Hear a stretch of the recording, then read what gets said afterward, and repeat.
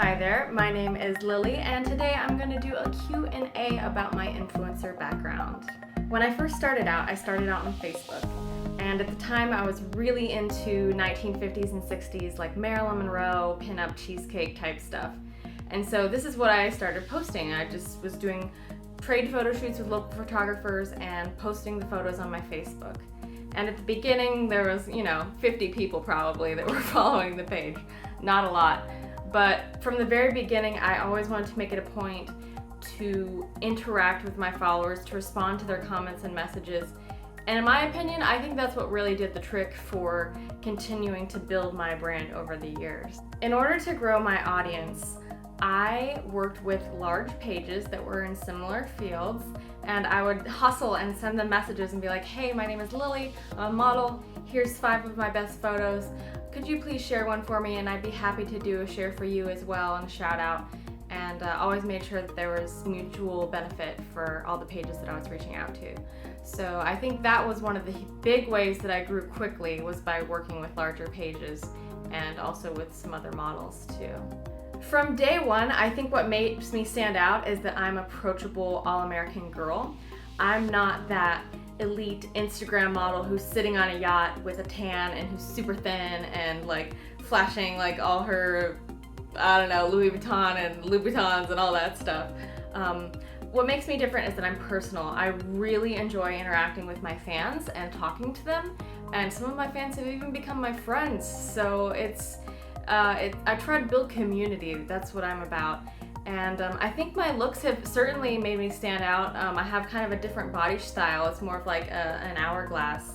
And when I was a bit heavier as a plus size model, I think a lot of people were excited to just see this different kind of, this alternative beauty that they weren't used to seeing. A girl who was very pale and fair skinned and who had these large curves and wasn't super skinny, and who was happy with herself and confident with her body. And that's the message that I continue to carry on today, is self-love and body positivity, and just accepting and celebrating whatever you happen to look like. Since I was little, I really wanted to travel. I religiously watched travel shows, Samantha Brown, Anthony Bourdain, all these things. Saw these places. I was making these vision boards of all these places around the world that I wanted to go.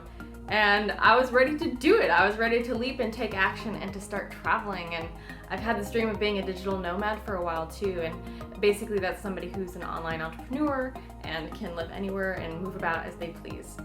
And so I always had this passion to just see all these destinations, and kind of built my life to be able to do that. And now as an influencer, I can work with brands, have them ship me products from around the world. I can interact with fans from all around the world, and continue living my dream and sharing this beautiful life with the followers that I have now. I think working with local brands is really beautiful, because in this day and age, sometimes advertising and marketing can get really disconnected, and there's so much like formality in the transactions, and so many questions of, is this going to bring me value? Is this going to bring me benefit? But I think working with local influencers and local brands brings it back to the personal level, where you know the influencers that you're working with and they know their audience. And so you can make things much more targeted, much more personal and genuine than simply slapping up a billboard and hoping that you reach the right people. With influencers, you have that personal connection and personal touch, and I think that is just fantastic.